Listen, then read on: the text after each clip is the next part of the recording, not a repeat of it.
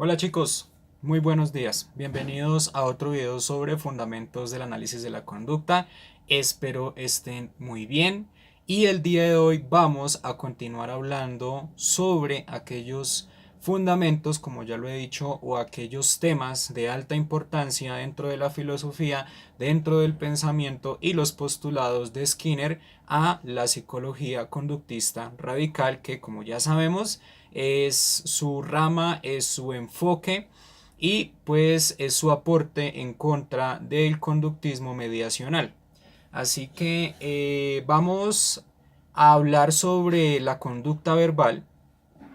Vamos a resaltar que esta conducta verbal de alguna u otra manera hace parte de las temáticas de control de estímulos, como también de las temáticas de conducta operante, dado que es algo que está presente todo el tiempo, que se vuelve un estímulo discriminativo de estímulos discriminativos que nos permiten interactuar, que nos permiten identificar y, a decir verdad, comunicarnos de diferentes formas con otras personas y de una forma no respondiente, sino de una forma operante, de una forma voluntaria, de una forma que de alguna u otra manera tiende a ser una costumbre, tiende a ser parte de la cultura y obviamente a ser parte de lo que nosotros consideramos como metacontingencia,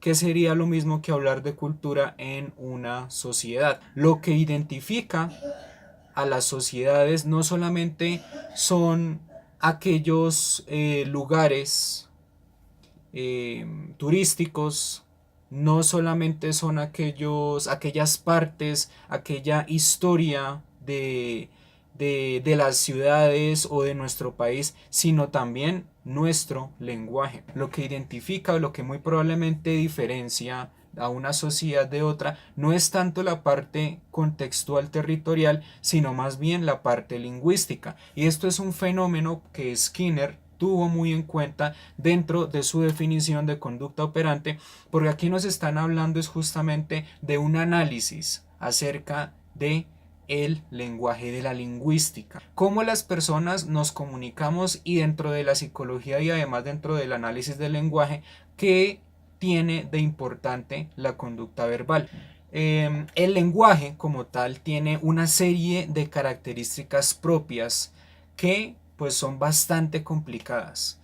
Características que empiezan desde la interacción entre un hablante y un oyente hasta la interacción de un sujeto, puede ser un animal, puede ser una persona o inclusive un ser vivo de la naturaleza frente a un signo que le permite identificar conducta, que le permite identificar comportamiento y luego comportarse de acuerdo a esta identificación, de acuerdo a esta interacción, como también compleja porque a raíz de todo esto del habla, pues vamos a encontrar diferentes códigos, diferentes formas de interacción que pues obviamente no son propiamente del habla. Hablamos de las palabras, por ejemplo. Hablamos de los símbolos, de los signos que hacen parte del control de estímulos que hay presente dentro de una sociedad para que esta misma sociedad pueda identificarse. Te voy a dar un ejemplo. Los semáforos. Si hablamos la vez pasada de control de estímulos, después, digo, antes de que hablemos pues de todos antes de que habláramos de todos los temas de las terapias de tercera generación y demás, que fue como un paréntesis, eh, hablamos de que así como estos estímulos nos controlan a nosotros, y eso es bastante razonable dentro de la teoría skinneriana, estos nos hacen comportarnos de determinada forma y comunicarnos de determinada forma. ¿Mm? Asumiendo que estos estímulos nos harán reaccionar o nos harán comportar de ciertas formas discriminadamente y nos harán generalizar ciertas cosas, ciertas conductas, identificar bastante las diferencias entre muchas situaciones, pero también nos harán igualar o nos harán ver similares algunas otras situaciones.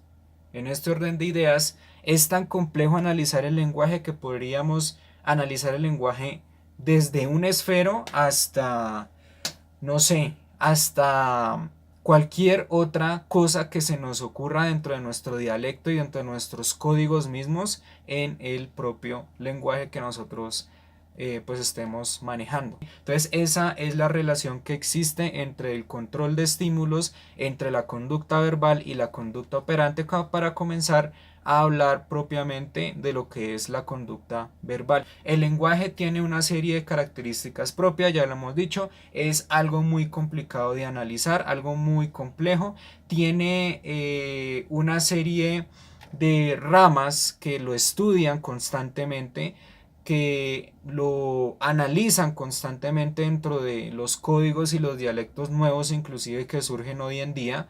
Y a decir verdad, pues estos estudios o estas ramas están basadas en disciplinas que pues nos ayudan a comprender y a entender los nuevos lenguajes inclusive que hay en día sobre un lenguaje particular o sobre un lenguaje base. Hay que entender que el lenguaje no solamente es tema de psicología, sino que el lenguaje hace parte de otras ramas, de otros estudios como la gramática, por ejemplo, como la semántica. Esas ramas que dentro de la lengua castellana pues se encargan justamente de estudiar todo este fenómeno del lenguaje, pero pues Skinner obviamente se va a enfocar en lo que es la conducta operante sobre la conducta verbal. ¿Cómo la conducta verbal se puede volver un estímulo o más bien una influencia sobre la conducta operante de los individuos y cómo hace esta misma para controlarlos? Eso es, como por así decirlo, la parte de interés de Skinner, y pues lo enfoca en una serie de términos que ya los iremos a ver, que de alguna u otra manera rigen la conducta de los individuos, ¿sí? Y estos términos, o más bien estos fenómenos, pues son bastante lógicos porque ocurren todos los días, todo el tiempo, a cada rato, y pues que hacen referencia a lo que nosotros llamamos pliance, tracking y augmenting, que son justamente las tres categorías en conducta gobernada por reglas que Skinner planteó a partir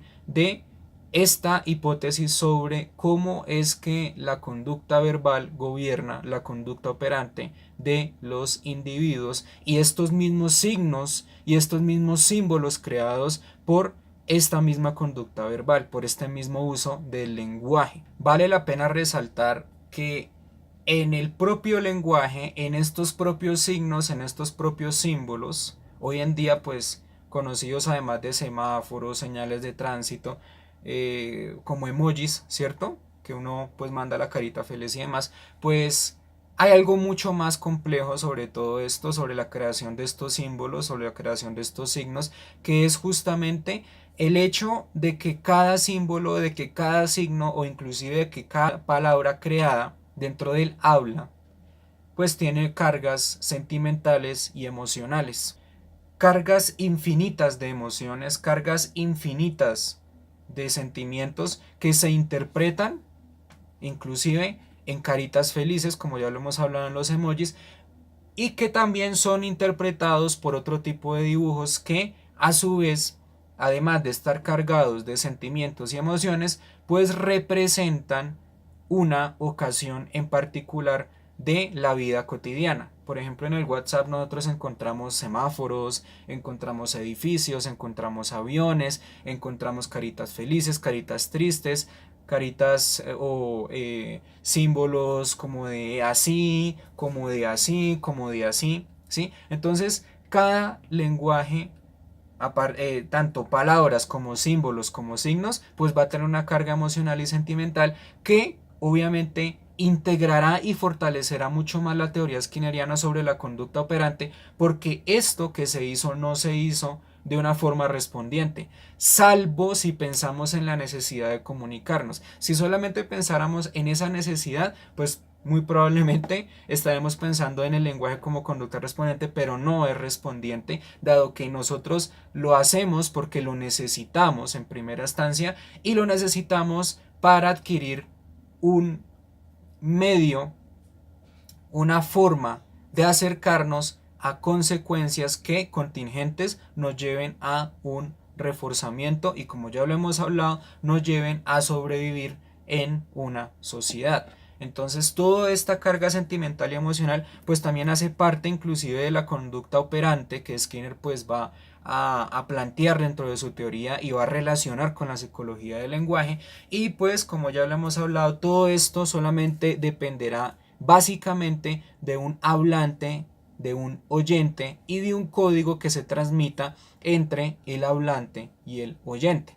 Para Skinner es importante que existan estas dos variables, estos dos sujetos, un hablante y un oyente, para generar conducta verbal. Sin embargo, no solamente hablamos, según los términos skinnerianos, en palabras, en signos o en símbolos. Resulta que también lo hacemos por medio de señales.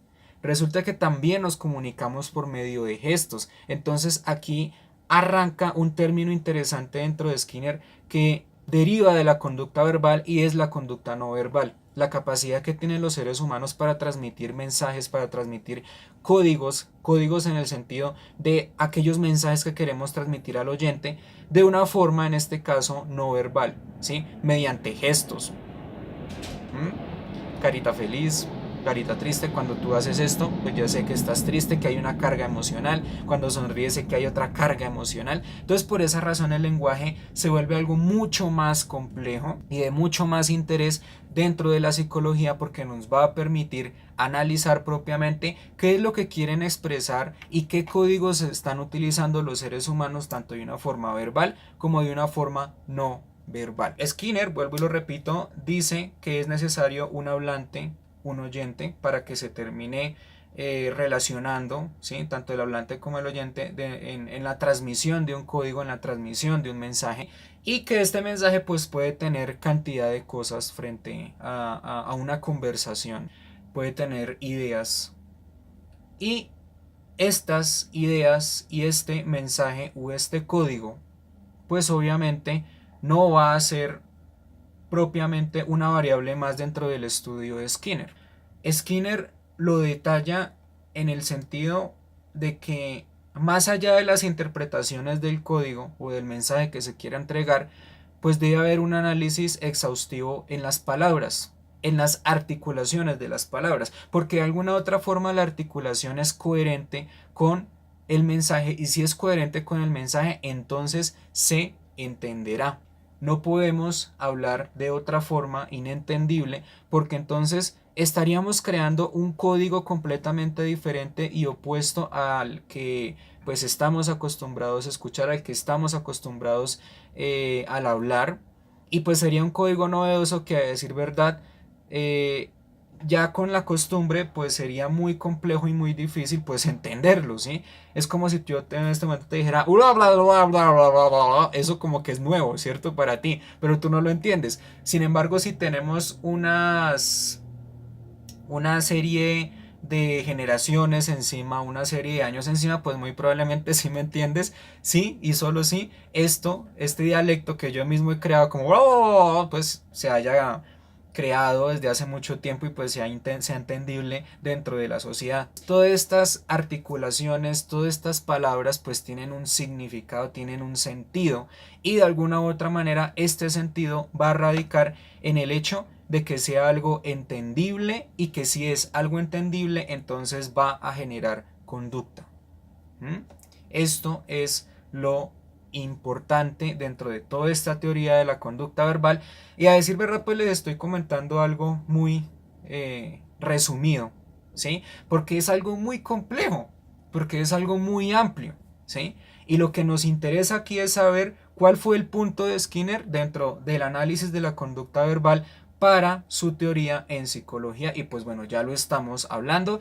No me voy a enfatizar o no me voy a enfocar mucho en la semántica, no me voy a enfocar mucho en todo esto, pero sí voy a decir que estas ramas de alguna u otra manera le ayudaron a Skinner a comprender el significado del lenguaje dentro de la conducta. Hay palabras que siendo articuladas pues van a generar un código, y ese código, si es entendible para el oyente, sin lugar a dudas pues va a generar conducta entre la conversación entre un hablante y un oyente. Ahora bien, si nosotros aislamos el oyente y solamente ponemos al hablante, el hablante también puede ser su propio oyente. El habla es la conducta. Nosotros conversamos con nosotros mismos y así logramos, mediante la interacción entre nosotros mismos, pues convertirnos en un oyente más y entonces comportarnos.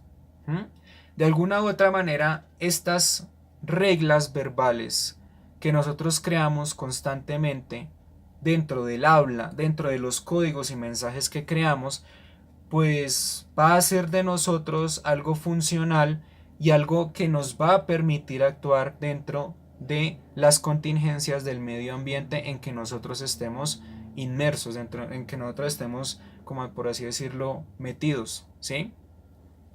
Yo siendo mi propio oyente, pues voy a actuar de acuerdo a lo que yo quiera, de acuerdo a lo que yo disponga, y voy a utilizar los recursos necesarios que tengo a mi disposición para obviamente poder actuar. Por lo tanto, no es necesario un oyente externo.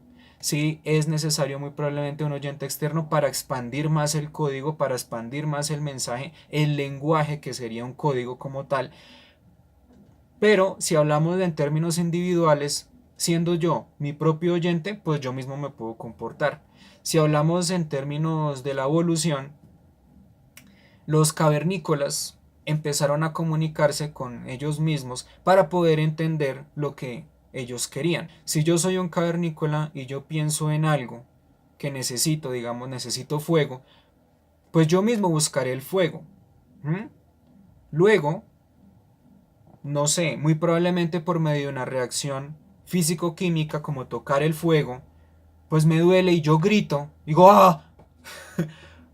Pues cuando llegue otro personaje, cuando llegue otro cavernícola, yo voy a señalar el fuego y ¡ah, ah, ah!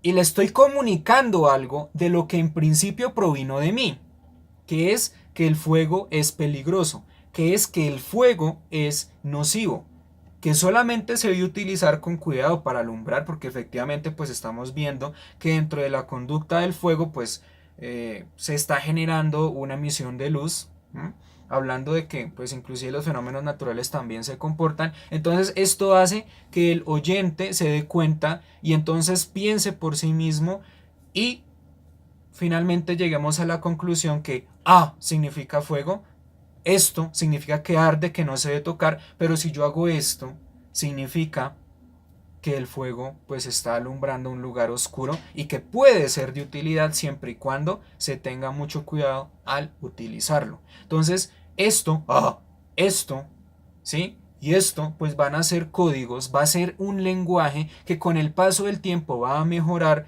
y va a evolucionar a otras palabras muy probablemente mucho más largas, muy probablemente con más contenido histórico, y que se van a complejizar para terminar en este caso en la palabra fuego, en la palabra luz. Van a derivar palabras y más palabras y más palabras de una sola palabra que surgió a partir de un hablante que a su vez fue un mismo oyente. Entonces, así es el lenguaje, así se comporta el lenguaje, y de alguna u otra manera pues esto nos lleva a concluir que efectivamente hay conducta operante dentro del lenguaje al darle significados infinitos a las cosas.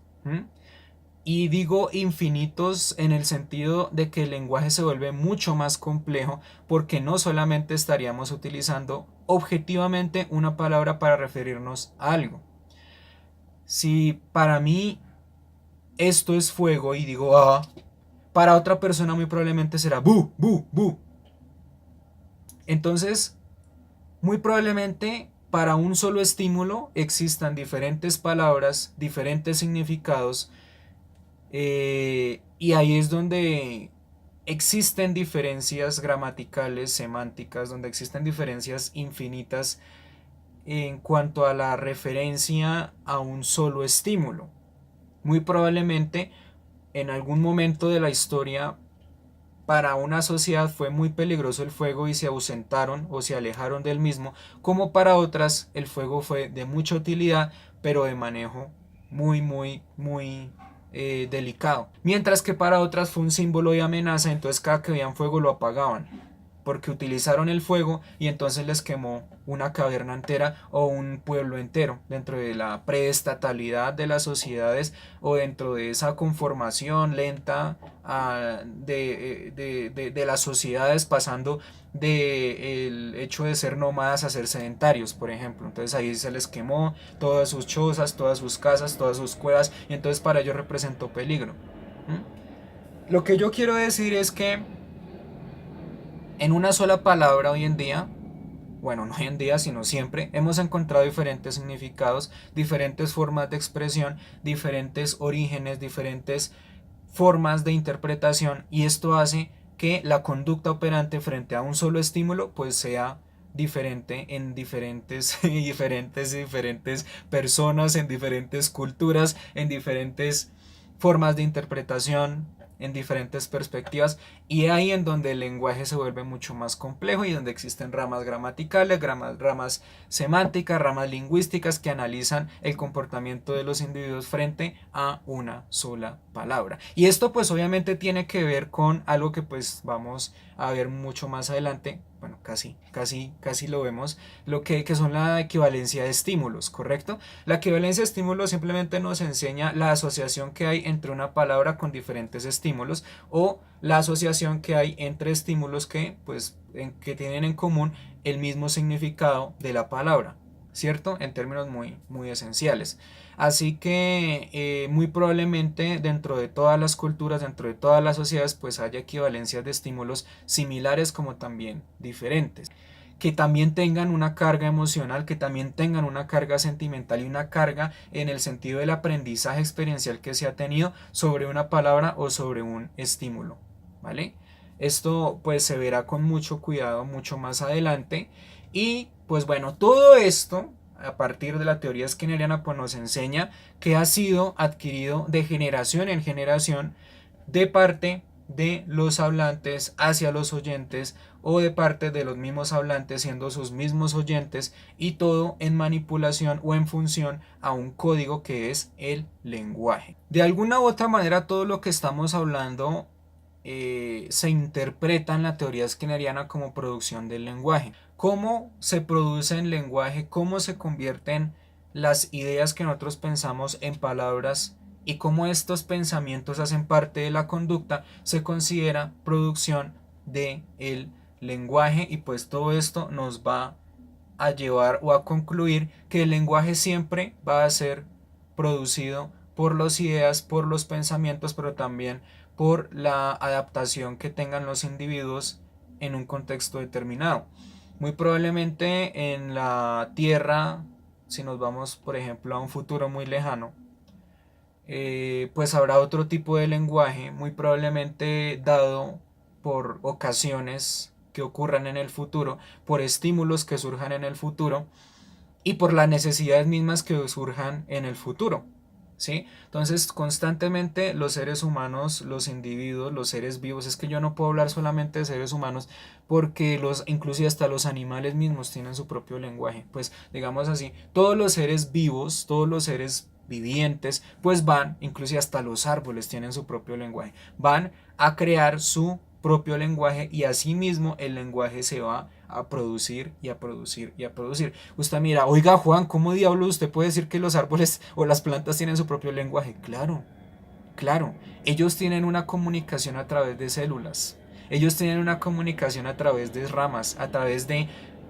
movimientos celulares, a través de la fotosíntesis. Todo en este mundo tiene un código, una señal, un lenguaje, y nosotros no lo podemos descartar, y por esa razón es que pues es bastante complejo, ¿cierto? Los animales tienen sus propios códigos, las plantas entre sí tienen sus propios códigos, el mar junto con los pescados, junto con todos los seres que habitan en el mar, tienen sus propios códigos, tienen sus propias señales que pueden alertar peligro, que pueden alertar que está a salvo cierto lugar y demás. Todo tiene un lenguaje y todo produce lenguaje, ¿correcto? Todas las interacciones van a producir lenguaje. En todo este orden de ideas, cuando nosotros queremos expresar una idea, reformulamos inclusive las palabras, el orden de las mismas y también reformulamos a quienes van a dirigirse estas palabras, dada nuestra discriminación. No podemos hablarle igual a mi mamá que hablarle a nuestra mascota. Existen roles en la sociedad y nosotros nos comunicamos de diferentes formas frente a esos roles. Es diferente hablarle a un profesor que hablarle a tu mamá, a tu hermano o a un amigo. Pues porque sabes que tienen un rol, una posición jerárquica muy probablemente un poco más alta que tú, y pues tú debes dar señales lingüísticas de respeto, de obediencia a la autoridad, y pues obviamente todo esto pues va a reafirmar lo que Skinner dice sobre reestructurar ideas, sobre reestructurar formas de referirnos ante las personas. En este orden de ideas y pues con todo esto que hemos hablado, pues Skinner dice que lo mejor que se puede hacer es convertir el habla en conducta operante. La conducta operante es aquella que produce un efecto en el ambiente y que es modificada por los seres humanos de acuerdo a pues las modificaciones ambientales que existan dentro de su contexto. A mayores efectos existan en el medio ambiente, mayores efectos de la conducta operante, y contingente a esto, pues mayores probabilidades de consecuencias, ¿sí? Entonces, la conducta verbal por esta razón podría ser conducta operante, en el sentido de que si hay cambios en el medio ambiente, muy probablemente hay cambios en la conducta operante y a su vez en el habla como conducta operante. Skinner de alguna u otra forma pues tiene esta apreciación sobre los cambios, obviamente adoptando una posición completamente darwiniana. Yo le digo de las dos formas y pues tiene sentido, por lo que estamos hablando sobre que en un futuro muy probablemente el ambiente cambie y uno tenga que reformular, uno tenga que replantear lo que uno en principio ha hablado, lo que uno en principio ha pensado, y comunicarse de otra forma, no solamente frente a los sujetos, sino también frente a las condiciones ambientales que me van a presentar consecuencias, que me van a presentar reforzadores o posibilidades de reforzamiento, todo para la supervivencia. Entonces concluyamos esta parte como el hecho de que la conducta verbal pues tiene efecto sobre la conducta de una escucha. Y obviamente aquí hay un punto interesante dentro de todo esto, y es que la transmisión del lenguaje puede reforzar. Siempre que yo hable tanto conmigo mismo como con otra persona, pues va a tener un componente reforzante que muy probablemente va a ser el entendimiento de lo que se dice y de lo que se escucha. Si yo comprendo un mensaje, va a ser reforzante para mí y va, sin lugar a dudas, a reforzar mi conducta operante en el sentido de obedecer o en el sentido de escuchar. Y ahí es donde Skinner muy probablemente plantea el hecho de por qué el lenguaje se extiende y por qué el lenguaje es un fenómeno que nunca acaba. Porque es reforzante para los seres humanos. Porque es reforzante transmitir signos, transmitir señales, transmitir habla, transmitir palabras y que estas mismas sean entendibles. Comencemos con un ejemplo muy básico que pues podría comprenderse, y es el hecho de saber cómo se ponen de felices nuestros padres o nuestros docentes cuando nosotros, estando pequeños, empezamos a hablar palabras entendibles y a articularlas. nosotros nos van a reforzar por eso, nos van a decir felicitaciones, lo estás haciendo muy bien. O inclusive con la conducta no verbal, pues te están diciendo que estás haciendo algo genial. Y eso se va reforzando y eso se va integrando y se va complejizando mucho más. E inclusive pues va siendo más reforzante para ti mismo que para cualquier otra persona porque estás empezando a aprender a comunicarte con otros. Ahora bien, si nosotros aprendemos a hablar y nos sentimos satisfechos con esto, pues obviamente yo voy a actuar sobre el mundo en el sentido de usar el lenguaje de forma directa o de forma indirecta, tanto con mis gestos como con mis palabras y también como medios de control. Y esto también es reforzante dentro de una comunidad que habla. Ejemplo, yo puedo abrir la puerta si yo lo quiero hacer y entonces yo pienso por medio de mis códigos, por medio de mi lenguaje, quiero abrir la puerta y entonces yo la puedo abrir por mí mismo, pero también lo puedo utilizar como un control sobre otra persona para que esa persona abra la puerta. Y eso también es reforzante, tanto para mí como para la persona. Es para mí porque yo lo puedo controlar, ¿sí? Le puedo decir, José, abra la puerta. Al entenderme, pues José va a abrir la puerta y el reforzamiento de José sería el hecho de que comprende lo que yo le digo, el hecho de que hizo lo que yo le dije y lo reforzante para mí es que yo di una instrucción sobre la conducta de José para que José pudiera abrir la puerta y sin lugar a dudas pues obedecerme, ¿sí? En este sentido entonces uno puede usar el lenguaje a su propio beneficio como si fuera una forma de controlar a los individuos, pero también de controlarme a mí y eso genera un reforzamiento constante en los seres humanos, en los individuos. Hablemos propiamente de los seres humanos. Entonces, la conducta verbal es altamente omnipresente en la vida de las personas y dentro de su omnipresencia pues está el hecho de reforzarse de esta forma, bajo la adquisición de control, bajo la adquisición de instrucciones,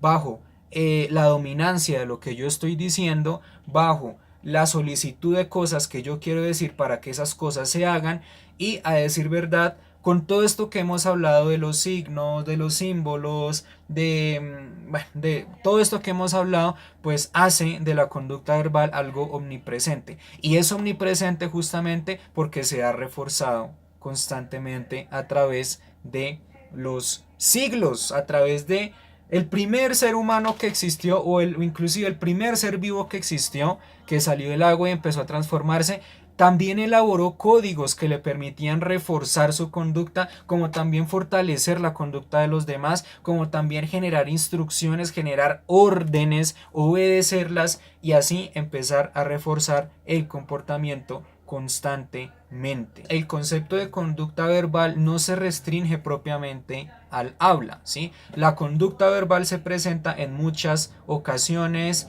en muchas definiciones, en muchos conceptos y de formas gestuales. Y esto también es reforzante dentro de los seres humanos, dentro de los seres vivos. Y el hecho para mí es que se entiendan las cosas. Si se entiende algo es reforzante y entonces así digamos te den una mala noticia y te decepcione, pues hay reforzador ahí en el sentido de que tú comprendiste algo. ¿Mm? Y puedes aplicar esas comprensiones o puedes utilizar el lenguaje que tú comprendiste para hacerte entender y para hacerte comportar de acuerdo o hacer comportar a los demás de acuerdo a tu transmisión de ideas, a tu transmisión de sentimientos, de emociones a través de la palabra. En este sentido, entonces estamos creando diversidad de sistemas de comunicación entre hablantes y oyentes que nos permiten entender y nos permiten reforzar la conducta verbal, siendo esta misma conducta operante dentro de los cambios ambientales. Es que el concepto propiamente del lenguaje abarca, es omnipresente, abarca cualquier sistema de comunicación en el sentido no lingüístico y en el sentido lingüístico, es decir, en el sentido verbal y en el sentido no verbal. Lo que supuestamente es conducta verbal y no verbal es lo que se dice, ¿sí? Y lo que se dice es reforzante constantemente, y lo que se dice pues se va a emplear para un montón de ideas en cuanto a la teoría skinneriana que pues las vamos a ver. Por ejemplo, el episodio verbal, ¿sí? Este término de episodio verbal es simplemente solicitar a alguien que haga algo y pues esperar que dentro de ese algo pues me sea reforzante a mí en el sentido de dar una instrucción que como consecuencia me dé algún tipo de consecuencia, pero no estamos hablando propiamente de que lo reforzante sea la adquisición de la consecuencia, sino el entendimiento. Hay episodios verbales todo el tiempo. Hay episodios verbales basados más que todo en órdenes hacia una persona o inclusive hacia un animal. Por ejemplo, solicitar a alguien que abra la puerta, solicitar a alguien que bote la basura, decirle a alguien, venga que la comida ya está servida, venga hagamos el trabajo, venga aquí siéntese, hablemos un momento, míreme a los ojos, eh, abráceme, vayamos a tal lado o vaya usted a tal lado. Hay episodios constantemente de conducta verbal pues que se refuerzan y a decir verdad pues hacen de este reforzamiento un estímulo discriminativo que hará que la conducta verbal se complejice un poco más, sea más coherente, más reafirmada dentro del lenguaje, dentro del vocabulario que utilicemos y a decir verdad pues nos van a dar ciertas opciones más de comportamiento. Todo en este mundo está dominado por los episodios verbales, como si estos episodios verbales fueran en sí mismos control de estímulos, consecuencias reforzantes que se convierten en estímulos discriminativos, que nos hacen actuar de diferentes formas y que nos hacen emplear el lenguaje de diferentes maneras en beneficio constantemente propio, en el sentido de que se comprende algo, se entiende algo y así es como el lenguaje se expande. Cuando nosotros pensamos en esto de las consecuencias que se vuelven estímulos discriminativos, pues obviamente nos vamos a dirigir a la triple relación de contingencia planteada por Skinner. Triple relación de contingencia pues que vimos en anteriores temas y que para mí pues fue absolutamente necesario pues mencionarlas, dado que dentro de los análisis funcionales pues están lo que son las operantes verbales. Las operantes verbales son clasificaciones que hace Skinner basados en la triple relación de contingencia y pues que abarcan todos los temas de conducta verbal, conducta del oyente, reforzamiento en conducta verbal y antecedentes o estímulos discriminativos. Todo esto que estamos hablando de las operantes verbales, de los episodios verbales, pues indiscutiblemente van dentro de un análisis funcional, dentro de la triple relación de contingencia, porque también es conducta y porque también tiene una estimulación antecedente y una estimulación consecuente. Así que sin lugar a dudas todo esto de la conducta verbal pues va a ser relevante e importante pues verlo dentro de los análisis funcionales y pues justamente dentro de los videos que hicimos de análisis funcional pues vimos conducta verbal. ¿Sí? Vemos conducta verbal en los análisis funcionales más simples hasta los más complejos y esto mismo pues hace que la conducta simplemente se dé. Conducta verbal desde dar una instrucción a alguien hasta darnos una misma instrucción, que es lo que va a generar conducta. Por esa relación Skinner sí o sí pues lo acomoda dentro de la triple relación de contingencia. Todos aquellos pensamientos que fortalecen la conducta y que nos hacen ocasionar consecuencias hacen parte de la conducta verbal, como también todos aquellos gestos hacen parte de la conducta verbal porque van a generar consecuencias, van a generar conducta. Ya pasando a otro tema sobre conducta verbal, pues vamos a encontrar que dentro de la triple relación de contingencia pues van a haber mandos y van a haber tactos. Diferentes tipos de mandos y diferentes tactos que nos van a ayudar a comprender mucho más este tipo de instrucciones que tienen sin duda alguna relación con las operantes verbales y que tienen relación con los análisis funcionales, ¿ok? Pero entonces este tema lo vamos a dejar hasta aquí. Les agradezco mucho su atención. Para entonces vamos a volver a ver lo que son los mandos, lo que son los tactos y cómo estos mismos están relacionados dentro de un análisis funcional. Si usted de pronto vio que ¿Vimos muy rápido análisis funcional entre los fundamentos de la conducta? Pues no, yo creería que lo vimos en el momento indicado, porque esto de los análisis funcionales pues obviamente nos va a ayudar a comprender mucho más la conducta verbal en el sentido de las reglas verbales. Entonces no se pierda el video que viene sobre mandos y tactos, porque pues vamos a integrar inclusive los conceptos de análisis funcional para que usted lo tenga en cuenta, para que usted lo tenga clarísimo en el sentido de cómo la conducta verbal afecta a la conducta de los individuos y ofrece sin lugar a dudas consecuencias a corto plazo y largo plazo. Así que muchísimas gracias por su atención, que Dios los bendiga y que estén muy bien.